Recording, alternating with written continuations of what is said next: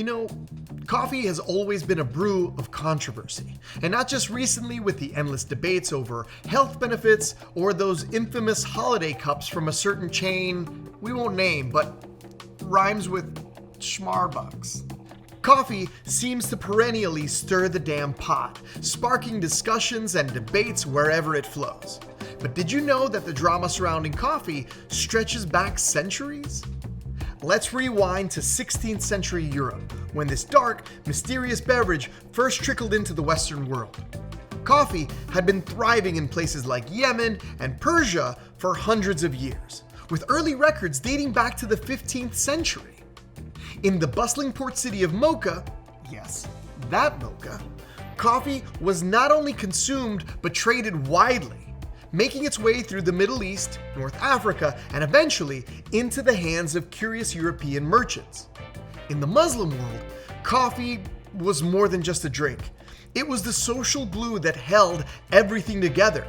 It kept worshippers alert during long night prayers and served as the lifeblood of bustling coffee houses from Istanbul to Cairo. These places weren't just about sipping coffee. They were thriving hubs of culture, debate, and the occasional heated argument about whose beard was the most magnificent. But when these aromatic beans reached the shores of Christian Europe, they were met not with enthusiasm, but with deep-seated suspicion. This was a time of religious strife and territorial wars between Christian states and the Muslim Ottoman Empire.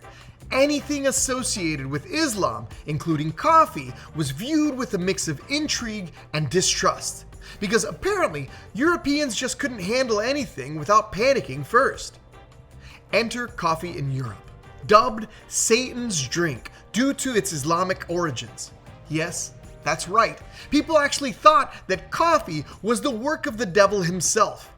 The idea that a Muslim beverage could become popular in Christian society caused quite the stir among clerics and common folk alike.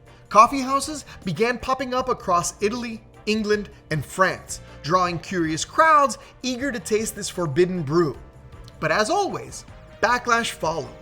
Church leaders condemned this drink, fearing that its popularity could corrupt Christian values and, perhaps worse, keep people awake long enough to start questioning things. And we all know how much authority loves a sleepy populace. At the height of the controversy, Pope Clement VIII was pressured by advisors to denounce coffee. Some reports even suggested that certain church officials believed coffee to be a tool of sedition, potentially leading the faithful astray with its energizing properties and foreign allure. But Clement, ever the diplomat, decided to see what all the fuss was about. The arguments were compelling. Allowing coffee could dilute Christian values and open the floodgates to Islamic influence. But Clement, being a man of refined taste and, let's face it, a bit of a caffeine enthusiast in the making, decided to judge for himself. He requested a cup of coffee, intending to investigate the matter firsthand. Now, imagine the tension in the damn room. The Pope takes a sip, the crowd leans in, and instead of condemning it to hell, Clement declares, "This devil's drink is so delicious, we should cheat the devil by baptizing it." With a single sip, he transformed coffee from a supposed tool of the infidels to a blessed beverage of the church. The Pope had spoken, and let's be honest, when the Pope gives his thumbs up, well, it's basically the medieval equivalent of going viral. Following the Pope's blessing, coffee rapidly shed its dark reputation and began infiltrating every aspect of European life.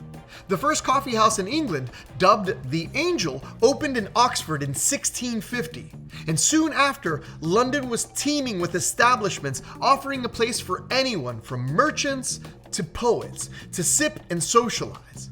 Coffee houses quickly gained reputations as places where revolutionary ideas could percolate, quite literally fueling movements and changes that shaped the modern world.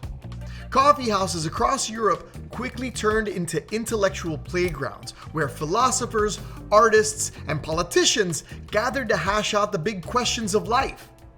These establishments became known as penny universities, because for the price of a cup of coffee, you could engage in discussions that rivaled any formal education. And unlike the local tavern, you'd actually remember what you talked about the next morning. Over time, coffee's influence only grew.